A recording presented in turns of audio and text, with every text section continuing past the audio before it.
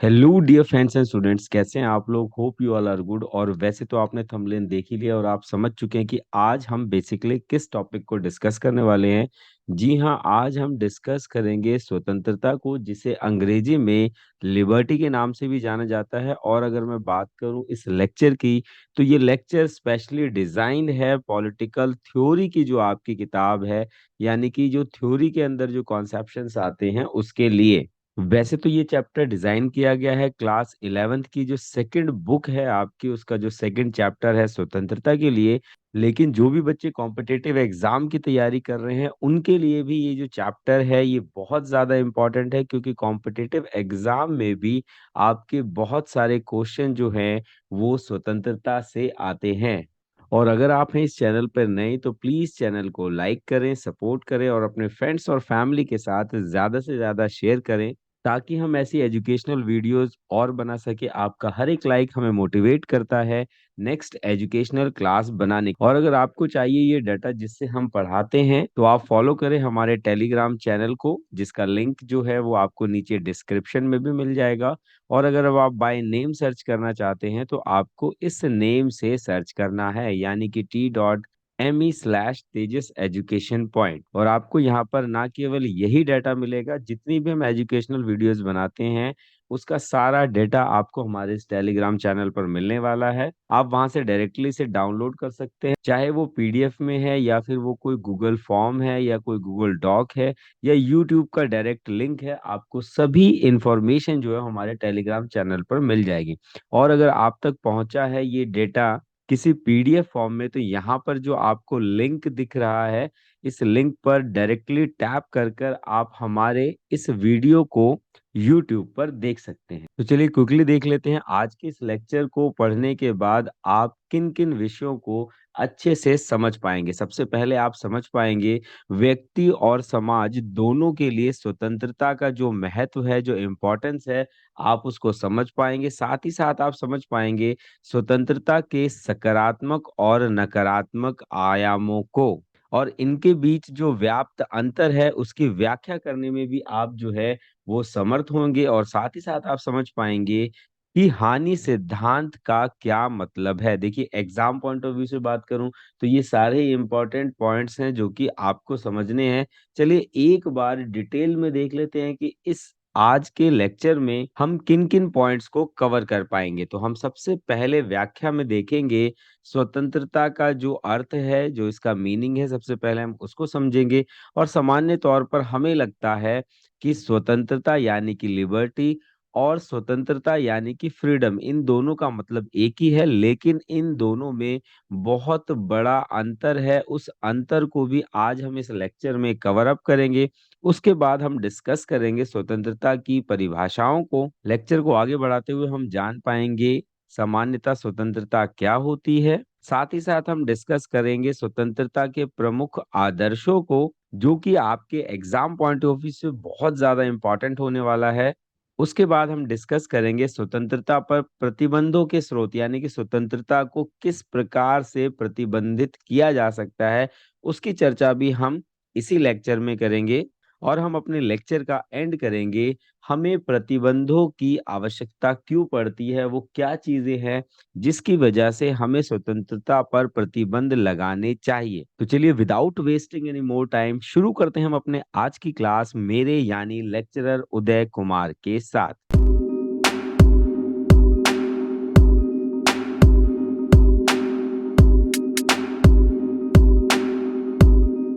तो चलिए लेक्चर की शुरुआत करते हैं स्वतंत्रता के अर्थ से, यानी कि स्वतंत्रता होती क्या है। अगर मैं सामान्य शब्दों में बात करूं, स्वतंत्रता शब्द का जो इंग्लिश ट्रांसलेशन है, जो अंग्रेजी अनुवाद है, उसे हम लिबर्टी के नाम से जानते हैं। और ये जो शब्द लिबर्टी है ये लैटिन भाषा के लिबर शब्द से निकला है, यानी कि लिबर शब्द से बना है। अब आपके मन में एक सवाल जरूर आना चाहिए कि भैया ये लैटिन भाषा है क्या। तो हम इसको यहाँ पर क्विकली समझ लेते हैं, क्योंकि आपके आने वाले चैप्टर में भी इस शब्द का यानी कि लैटिन भाषा का कई बार प्रयोग किया जाएगा। तो अगर मैं बात करूँ राजनीति की शुरुआत की, जो पॉलिटिक्स है उसकी शुरुआत कहाँ से हुई थी, तो हम देखेंगे यूनान के जो छोटे छोटे नगर राज्य थे। यूनान क्या है बेटा? एक देश है जिसे वर्तमान समय में हम ग्रीक के नाम से जानते हैं, एक देश है। और यूनान के अंदर क्या था? बहुत सारे छोटे छोटे नगर थे। ये बहुत सारे जो छोटे छोटे नगर राज्य थे, इन्हें ही क्या कहा जाता था? पॉलिस कहा जाता था। क्या कहा जाता था बेटा? शाबाश, इन्हें ही पॉलिस कहा जाता था। और इन्हीं पॉलिस को आगे चलकर हमने इंग्लिश में जब ट्रांसलेशन किया तो ये क्या बन गया? पॉलिटिक्स बन गया। तो जितनी भी राजनीति की जो शुरुआत है वो इन्हीं यूनान के छोटे छोटे नगर राज्यों से हुई थी। अब इन दो छोटे नगर राज्यों की बात करूं तो यहाँ पर दो छोटे नगर राज्य थे जो बहुत ज्यादा महत्वपूर्ण थे। एक था एथेंस और दूसरा था स्पार्टा। तो एथेंस के जो लोग थे वो क्या थे बेटा? वो बहुत ज्यादा बुद्धिमान थे। ठीक है, वो बहुत ज्यादा बुद्धिमान थे। और जो स्पार्टा के लोग थे वो बहुत ज्यादा शक्तिशाली थे। क्या थे? बहुत ज्यादा शक्तिशाली थे। तो ये जो बुद्धिमान लोग थे, इन्होंने ही जितनी भी हम थ्योरीज देखते हैं, जितने भी हम सिद्धांत देखते हैं, उन सब की रचना जो है वो इन्होंने ही करी थी। और एथेंस की जो भाषा थी उसे ही हम लैटिन भाषा के नाम से जानते हैं। तो जितनी भी हम टर्मिनोलॉजीज को यूज करेंगे जो इनका संबंध लैटिन भाषा से होगा, तो ये लैटिन भाषा कहाँ की थी? एथेंस की। तो कई जगह आपको लैटिन भाषा दिखेगी और कई जगह आपको ग्रीस या ग्रीक वर्ड दिखेगा। तो इन दोनों का मतलब एक ही होता है। तो इस शब्द का जो प्रयोग है, यानी कि लिबर्टी का जो प्रयोग है, वो कहाँ से शुरू होता है? वो लैटिन भाषा से शुरू होता है। और लैटिन भाषा में लिबर्टी को क्या कहा जाता है? लिबर कहा जाता है। तो आई होप अब आप इस पूरे कॉन्सेप्ट को अच्छे से समझ गए होंगे कि ये जो भाषाएं हैं ये कहाँ से आई है। तो आगे अब हम देखते हैं कि ये जो लिबर है इसका अर्थ क्या है। तो लिबर का अर्थ था बंधनों से मुक्ति, यानी कि आपके ऊपर अगर कोई भी बंधन नहीं है या किसी प्रकार का आपके ऊपर क्या नहीं है? प्रतिबंध नहीं है, तो आप अपने आप को स्वतंत्र मानते हैं, आप अपने आप को आजाद मानते हैं। तो आई होप अब आप स्वतंत्रता को जो सामान्य अर्थ है उसको अच्छे से समझ गए होंगे। तो देखिए, अगर यहाँ से आपका क्वेश्चन बनता है तो क्वेश्चन कितने मार्क्स का बनेगा? या तो 1 मार्क का बनेगा या फिर 2 मार्क का बनेगा। तो क्वेश्चन बनेगा कि स्वतंत्रता का अर्थ बताइए। क्वेश्चन क्या बनेगा? स्वतंत्रता का अर्थ बताइए। तो आप क्या लिख सकते हैं? स्वतंत्रता का जो शब्द है वो अंग्रेजी अनुवाद लिबर्टी से निकल के बना है, जो लैटिन भाषा के लिबर शब्द से बना है, जिसका अर्थ होता है बंधनों से मुक्ति। तो आई होप अब आप स्वतंत्रता को बहुत अच्छे से समझ गए होंगे। तो चलिए इसी के साथ चलते हैं नेक्स्ट स्लाइड पर, जहां पर हम चर्चा करेंगे कि स्वतंत्रता और स्वतंत्रता यानी कि लिबर्टी और फ्रीडम में क्या व्याप्त अंतर है। पहले अंतर के रूप में हम देख सकते हैं कि लिबर्टी जो है वो लैटिन शब्द से आया है, जिसका अर्थ होता है मुक्त व्यक्ति, यानी कि एक ऐसा व्यक्ति जिसको टोटल फ्रीडम हो, पूरी आजादी हो, उसके ऊपर किसी प्रकार का प्रतिबंध नहीं हो, तो हम उसे क्या कहते हैं? लिबर्टी कहते हैं। जबकि मैं स्वतंत्रता की बात करूं जिसे सामान्य तौर पर हम लिबर्टी समझते हैं, अगर इसके इंग्लिश ट्रांसलेशन की तरफ जाएं तो वो क्या होता है? फ्रीडम। तो फ्रीडम जो शब्द है उसका अर्थ होता है मुक्त राज्य। तो देखिए, लिबर्टी जो है उसका मतलब क्या है आपका? एक ऐसी स्थिति जहां पर व्यक्ति मुक्त है। और जब हम फ्रीडम जैसे शब्दों का प्रयोग करते हैं तो उसका मतलब होता है मुक्त राज्य, यानी कि एक ऐसा राज्य जो कि अपने डिसीजंस के लिए क्या हो? पूरे तरीके से आजाद हो। अगले अंतर के रूप में हम देख सकते हैं कि लिबर्टी जो है वो व्यक्ति की स्वतंत्रता की इच्छा के अनुसार कार्य करने तथा उसे स्वयं की अभिव्यक्ति करने की शक्ति है। जो लिबर्टी है वो बेसिकली क्या है कि कोई भी व्यक्ति जो है वो अपना मनमाना काम कर सकता है, अपनी इच्छा के अनुसार कार्य कर सकता है और अपने आप को एक्सप्रेस कर सकता है, यानी कि जो उसके अंदर विचार है उसकी अभिव्यक्ति कर पा रहा है। तो ऐसे शब्दों के लिए हम किसका यूज करेंगे? लिबर्टी का यूज करेंगे। लेकिन वहीं अगर मैं फ्रीडम की बात करूं तो फ्रीडम किसी भी कार्य को निश्चित करने की शक्ति है, यानी कि मुझे ये कार्य करना है या नहीं करना है। अगर आप इसके लिए निश्चित हो जाते हैं, पर्टिकुलर हो जाते हैं, तो ऐसी जगह पर हम लिबर्टी का इस्तेमाल ना करके क्या करेंगे? फ्रीडम का इस्तेमाल करेंगे। अगले डिफरेंस के रूप में हम देख सकते हैं कि फ्रीडम लिबर्टी से अधिक ठोस संकल्पना है, यानी कि ये इससे क्या है? बहुत ज्यादा मजबूत संकल्पना है। और जो फ्रीडम है वह व्यक्तियों के, राज्यों के साथ, अन्य व्यक्तियों के साथ एवं परिस्थितियों के साथ संबंध की संकल्पना है। तो ये जो फ्रीडम है बेटा, ये क्या है, एक बहुत बड़ा शब्द है और ये लिबर्टी से कहीं ज्यादा मजबूत भी है। और अगर राज्यों की बात करें तो राज्य लिबर्टी के माध्यम से अपने नागरिकों को फ्रीडम की गारंटी प्रदान करता है, यानी कि राज्य जिस प्रकार के फ्रीडम की चर्चा कर रहा है वो किसके द्वारा दी जा सकती है, वो लिबर्टी के द्वारा ही दी जा सकती है। तो आई होप अब आप स्वतंत्रता यानी कि लिबर्टी बनाम स्वतंत्रता यानी कि फ्रीडम में अंतर स्पष्ट कर पाएंगे। और यहां से बेटा जो आपका क्वेश्चन बनता है, यानी कि लिबर्टी और फ्रीडम में कोई दो अंतर बताएं। क्या बताएं? कोई दो अंतर बताएं। तो आशा करता हूं कि अब इस तरीके का अगर क्वेश्चन आपके एग्जाम में आ रहा है तो आप उसको भली भांति कर पाएंगे। तो चलिए इसी के साथ चलते हैं अगली स्लाइड पर, जहां पर हम इसे और डिटेल में समझने की कोशिश करेंगे कि जो स्वतंत्रता यानी कि लिबर्टी और स्वतंत्रता यानी कि फ्रीडम, इन दोनों में क्या अंतर होता है। तो चलिए इसे स्लाइड के माध्यम से समझते हैं। स्वतंत्रता यानी कि फ्रीडम की अगर हम बात करें तो यह एक मुक्त व्यक्ति की स्थिति को बताता है, उसके कार्य करने की शक्ति को बताता है और कुछ करने के लिए जो स्वतंत्रता है उसको परिदर्शित करता है। वहीं दूसरी तरफ अगर मैं लिबर्टी की बात करूं तो लिबर्टी क्या कह रही है, यह एक स्वतंत्र इच्छा की अवस्था, यानी कि अगर आप अपनी मनमर्जी का काम कर पा रहे हैं तो ऐसे जगह पर हम लिबर्टी का इस्तेमाल करेंगे।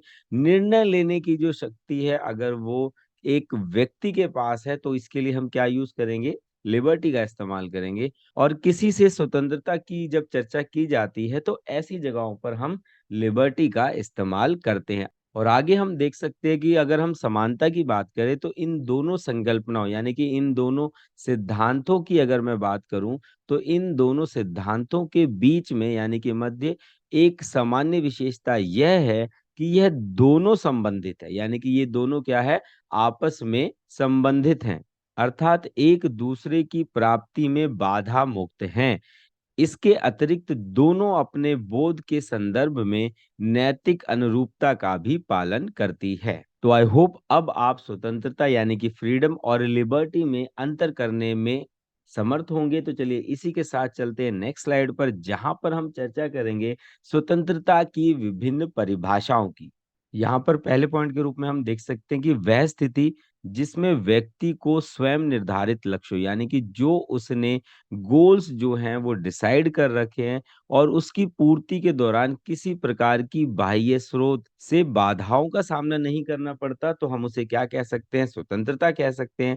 अर्थात हम कह सकते हैं कि कोई दूसरा व्यक्ति अपने स्वार्थ की पूर्ति के लिए उस पर शक्ति यानी कि बल का प्रयोग नहीं कर पा रहा है, तो ऐसी स्थिति को हम क्या कहेंगे, स्वतंत्रता कहेंगे। और इस व्यवस्था में केवल राज्य को शक्ति का प्रयोग का अधिकार दिया जाता है, यानी कि जो स्टेट है, जिस राज्य में आप रह रहे हैं, केवल उसी को आपके ऊपर शक्ति प्रयोग करने का अधिकार दिया जाता है ताकि वह सब व्यक्तियों के लिए एक जितनी स्वतंत्रता का प्रबंध कर सके, यानी कि जितनी स्वतंत्रता आपको प्राप्त है उतनी ही सामने वाले व्यक्ति को भी प्राप्त हो, इसीलिए राज्य जो है वो आप पर प्रतिबंध लगा सकता है। तो चलिए इसी के साथ चलते हैं नेक्स्ट स्लाइड पर, जहां पर हम विभिन्न विचारकों द्वारा स्वतंत्रता को जो परिभाषित किया गया है उसकी चर्चा करेंगे। यहाँ पर पहले पॉइंट के रूप में हम देख सकते हैं स्वतंत्रता को प्रतिबंधों तथा सीमाओं के अभाव के रूप में माना जाता है, यानी कि आपके ऊपर कोई प्रकार की सीमाएं नहीं लगाई गई हैं और आपके ऊपर कोई प्रतिबंध नहीं लगाया गया है, तो हम उसे क्या कह सकते हैं, हम उसे कह सकते हैं स्वतंत्रता। इसे मानव के जो चाहे सो करे के अधिकार का पर्यायवाची समझा जाता है, यानी कि वो जो भी काम करना चाहता है उस पे किसी प्रकार की कोई बाधा नहीं लगाई जाती, तो उसे ही हम सामान्य तौर पर क्या कह सकते हैं, स्वतंत्रता कह सकते हैं। यहाँ पर आप ध्यान रखेंगे, यहाँ पर एक चीज जो है वो क्या है, ये किस प्रकार के प्रतिबंध है, यानी कि बाहरी प्रतिबंध जो है उसके अभाव की केवल यहाँ पर चर्चा की जाएगी। चलिए ये तो एक हमने जनरल डिस्कशन कर लिया। अब विचारकों के द्वारा हम देख सकते हैं कि किस प्रकार की स्वतंत्रता की बात की गई है, जो कि आपकी बुक भी कवर कर रही है। यहाँ पर सबसे पहले हम देखते हैं हॉब्स को। हॉब्स ने इसे अर्थात जो चाहे सो करो की स्थिति को स्वच्छंदता की स्थिति कहा है। तो देखिए यहाँ से आपका एक क्वेश्चन बनता है कि स्वच्छंदता की स्थिति में स्वतंत्रता को किसने परिभाषित किया है? क्या किया है? किसने परिभाषित किया है? तो एमसीक्यू टाइप अगर इस तरीके का क्वेश्चन आता है तो आपका आंसर क्या रहेगा? हॉब्स ने इसे इस प्रकार से परिभाषित किया है, यानी कि जो चाहे सो करे, स्वच्छंदता की ये जो स्थिति है, इसको हॉब्स ने परिभाषित किया है। और वो साथ ही साथ कहता है जो प्राकृतिक अवस्था में उपलब्ध होती है, यानी कि जब नेचर की बात कर रहे हैं, प्रकृति की बात कर रहे हैं, तो यहाँ पर व्यक्ति को ये जो शक्ति है ये ऑलरेडी प्राप्त होती है। सामान्य शब्दों में या दूसरे शब्दों में हम कह सकते हैं स्वतंत्रता का अर्थ है मानव को उस कार्य को करने का अधिकार जो वह करने योग्य है। व्यक्ति की आत्म अभिव्यक्ति की योग्यता का विस्तार करना तथा ऐसी परिस्थितियों का होना जिसमें लोग अपनी प्रतिभाओं का विकास कर सके, इसे ही हॉब्स ने क्या कहा है? शाबाश बेटा, इसे ही उन्होंने स्वतंत्रता कहा है। अगली परिभाषा के रूप में हम देख सकते हैं वॉकर को। तो यहाँ पर वॉकर क्या कह रहे हैं कि व्यक्तियों की स्वतंत्रता अन्य व्यक्तियों की स्वतंत्रताओं के साथ जुड़ी हुई है, यानी कि अगर आप स्वतंत्र रहना चाहते हैं तो आपको क्या करना पड़ेगा? दूसरे की स्वतंत्रता का भी ख्याल रखना पड़ेगा। आगे वॉकर कहते हैं कि जो स्वतंत्रता है वो व्यक्तित्व के विकास की सुविधा तथा साथ ही साथ तर्क संगत बंधन भी है, यानी कि आप बिल्कुल खुले सांड की तरह घूमे और दूसरों को नुकसान पहुंचाए, ये स्वतंत्रता जो है ये स्वतंत्रता का पहलू नहीं हो सकता। ऐसा किसका मानना है? तो ऐसा मानना है वॉकर का। तो देखिए यहाँ पर आपके बहुत सारे जो हैं वो एमसीक्यू क्वेश्चन बन सकते हैं, तो आप इस स्लाइड का स्क्रीनशॉट ले लीजिए और यहाँ पर आपका टास्क क्या रहेगा कि आप इस स्लाइड से जितने ज्यादा मैक्सिमम एमसीक्यू क्वेश्चंस बना सकते हैं उसे बनाइए और अपनी प्रैक्टिस को जारी रखिए। तो चलिए इसी के साथ चलते हैं, अब स्वतंत्रता के आदर्शों की चर्चा करते हैं। तो जैसा कि आप यहाँ पर ये जो फिगर देख रहे हैं ये किसकी है? किसकी फिगर है बेटा? ये है नेल्सन मंडेला की। तो कई बार क्या है पिक्चर बेस्ड क्वेश्चन भी आता है, तो यहाँ पर आप इसके चेहरे को बहुत अच्छे से समझ लें कि अगर पिक्चर बेस्ड क्वेश्चन आ रहा है कि प्रस्तुत चित्र में जिस व्यक्ति को दिखाया गया है वो व्यक्ति कौन है, तो यहाँ पर आपका आंसर क्या रहेगा? ये व्यक्ति कौन है? नेल्सन मंडेला है। अब इन्हें हम क्यों पढ़ रहे हैं, चलिए इसकी जानकारी हासिल करते हैं। तो 20वीं शताब्दी की अगर मैं बात करूं तो एक महानतम व्यक्तित्व वाले नेता जो हैं उन्हें किसके नाम से जाना गया है? नेल्सन मंडेला के नाम से जाना गया है। इन्होंने अपनी आत्मकथा लिखी और इस आत्मकथा का जो शीर्षक था, जो पुस्तक का हेडर था, वह था लॉन्ग वॉक टू फ्रीडम, यानी कि स्वतंत्रता के लिए लंबी यात्रा। तो देखिए यहां से भी आपका एक क्वेश्चन बन जाता है कि लॉन्ग वॉक टू फ्रीडम जो पुस्तक है वह किसके द्वारा लिखी गई? क्या क्वेश्चन बन रहा है कि ये जो किताब है वह किसके द्वारा लिखी गई है? तो आप क्या आंसर लिखेंगे कि भाई ये जो किताब है ये नेल्सन मंडेला दी के द्वारा जो है वो लिखी गई है। और अगर इस पुस्तक की बात करें तो इस पुस्तक में उन्होंने दक्षिण अफ्रीका में जो रंगभेदी शासन हो रहा था उसके खिलाफ जो है अपने व्यक्तिगत संघर्ष, गोरे कालों के शासन की अलगाववादी नीतियों के खिलाफ लोगों के प्रतिरोध और दक्षिण अफ्रीका के काले लोगों द्वारा झेले गए अपमान, कठिनाइयों और पुलिस अत्याचार के बारे में बात की है। तो नेल्सन मंडेला जी ने जो है वो अपना पूरा जीवन जो है वो रंगभेदी शासन के विरोध में बिताया। और यहाँ पर जो सबसे मजेदार बात है, जो सबसे विशेष बात है, वह यह है कि मंडेला का संघर्ष केवल काले या अन्य लोगों के लिए नहीं था, वरन श्वेत जो सफेद लोग थे, जो इंग्लिश लोग थे, उनके लिए भी था। इसी स्वतंत्रता के लिए मंडेला ने अपने जीवन के 28 वर्षों को, सोचिए 28 वर्षों का क्या अर्थ होता है कि उन्होंने अपनी पूरी जवानी जो है वो जेल की काल कोठरी में बिता दी। तो इस प्रकार हम क्या कह सकते हैं कि स्वतंत्रता के लिए मंडेला ने व्यक्तिगत रूप से बहुत भारी कीमत चुकाई है। देखिए अपने जीवन के 28 वर्ष जो है उन्होंने जेल में कारावास के रूप में बिताए और इसी कारण इन्हें जो है वो नोबेल पुरस्कार जो है वो भी प्राप्त हुआ है। तो आई होप अब आप नेल्सन मंडेला से रिलेटेड अगर कोई क्वेश्चन आता है तो उसे कर पाने की स्थिति में होंगे। तो चलिए इसी के साथ चलते हैं हमारे दूसरे आदर्श की तरफ, और इस आदर्श का नाम है आंग सांग सू की। तो जिस प्रकार नेल्सन मंडेला जी ने दक्षिण अफ्रीका के लिए अपना जीवन जो है वो निछावर किया ताकि लोगों को स्वतंत्रता प्राप्त हो सके, वहीं अगर मैं आंग सांग सूची जी की बात करूं तो इनका संबंध कहाँ से है? म्यांमार से है। और इन्होंने गांधी जी की अहिंसा के विचार से प्रेरित होकर एक पुस्तक लिखी, और उस पुस्तक का नाम क्या था? Freedom for fear. तो देखिए यहां से आपका क्वेश्चन क्या बन रहा है कि फ्रीडम फॉर फियर नामक जो पुस्तक है, नामक पुस्तक किसके द्वारा लिखी गई, किसके द्वारा लिखी गई? और यहाँ पर बेटा आपका जवाब क्या होगा? यस आई नो, आपको इसका आंसर पता है, लेकिन एक रूटीन फॉलो कर लेते हैं। इस किताब के जो राइटर थी वो कौन थी? आंग सांग सूची थी। अब इनके साथ क्या हुआ उस घटनाक्रम को भी एक बार देख लेते हैं। आंग सांग सूची को म्यांमार में उनके ही घर पर नजरबंद कर दिया गया। देखिए नजरबंद का मतलब क्या है कि आप अपने घर से बाहर नहीं जा सकते, तो ये एक तरीके की ऐसी जेल है जो जेल ना होकर आपके घर में ही जेल है। आगे हम देख सकते हैं कि सूकी अपने बच्चों से अलग है, यहाँ तक कि जब उनके पति को कैंसर के कारण उनकी मृत्यु हो गई तो वहां पर भी उन्हें उनसे मिलने नहीं दिया गया। ये देखिए यहाँ पर सरकार जो है वो इतनी डरी हुई थी कि अगर ये बाहर निकली तो विद्रोह हो सकता है, इसी कारण इन्हें इनके घर में ही नजरबंद कर दिया गया। सैनिक शासन का डर था कि यदि वह अपने पति से मिलने इंग्लैंड गई तो उसे वापस म्यांमार लाना जो है वो संभव नहीं होगा, और इसी कारण आंग सांग सूकी की अपनी आजादी अपने देश के लोगों की आजादी से जोड़कर देखती थी।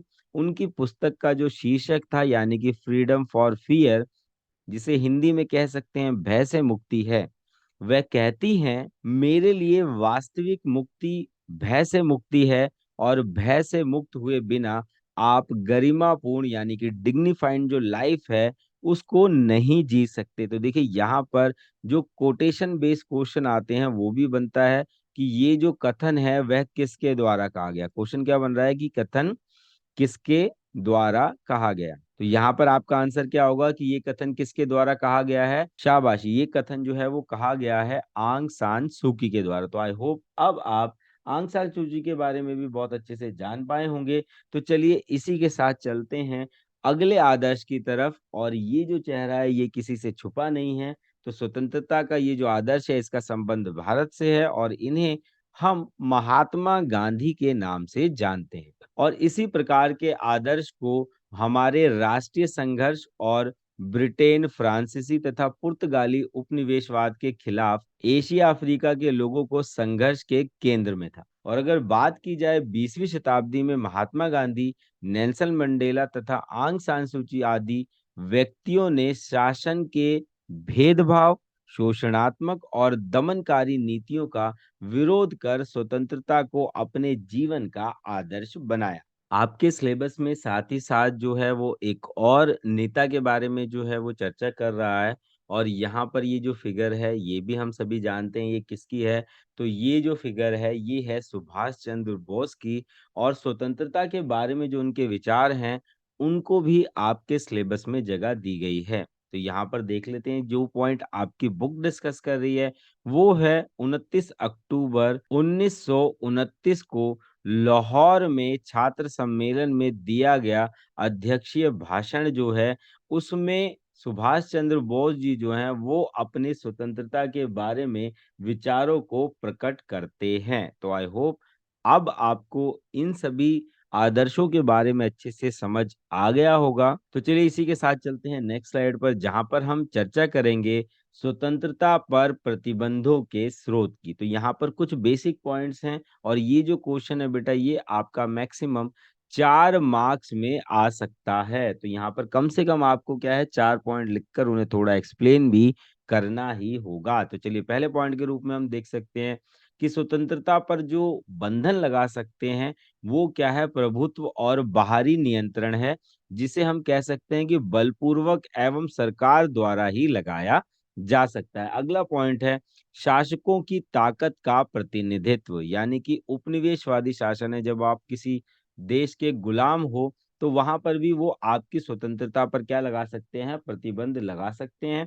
नेक्स्ट हम देख सकते हैं लोकतांत्रिक सरकारों द्वारा भी आपके ऊपर प्रतिबंध लगाया जा सकता है, लेकिन ये क्या है, ये पूर्ण तरीके से सकारात्मक है, यानी कि जनहित के ध्यान में रखकर किया जाता है। अगला जो प्रतिबंध है वो है सामाजिक असमानता के कारण, जो कि जातिगत व्यवस्था के कारण उत्पन्न हुई समस्याओं के समाधान से रिलेटेड रहता है।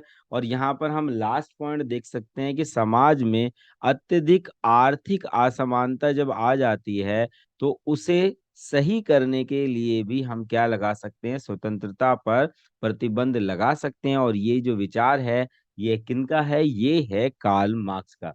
तो आई होप अब आप इन्हें भी अच्छे से समझ गए होंगे। तो चलिए अगले हेडर पर चलते हैं, वहां पर हम चर्चा करेंगे हमें प्रतिबंधों की जो आवश्यकता है वो क्यों पड़ती है। तो देखिए ये डायरेक्टली आपका एक क्वेश्चन बन गया कि हमें प्रतिबंधों की आवश्यकता क्यों पड़ती है, हमें हमारे ऊपर जो है वो प्रतिबंध क्यों लगाए जाने चाहिए। और ये भी जो है वो आपका 4 मार्क्स का जो क्वेश्चन है वो बन सकता है। तो चलिए जल्दी से देख लेते हैं कि इसके आंसर में आप क्या लिख सकते हैं। तो पहले पॉइंट के रूप में आप लिख सकते हैं कि आदर्श रूप में एक मुक्त समाज में हमें अपने विचारों को बनाए रखने, जीने के अपने तरीकों को विकसित करने तथा अपनी इच्छाओं का पालन करने का सामर्थ्य होना चाहिए।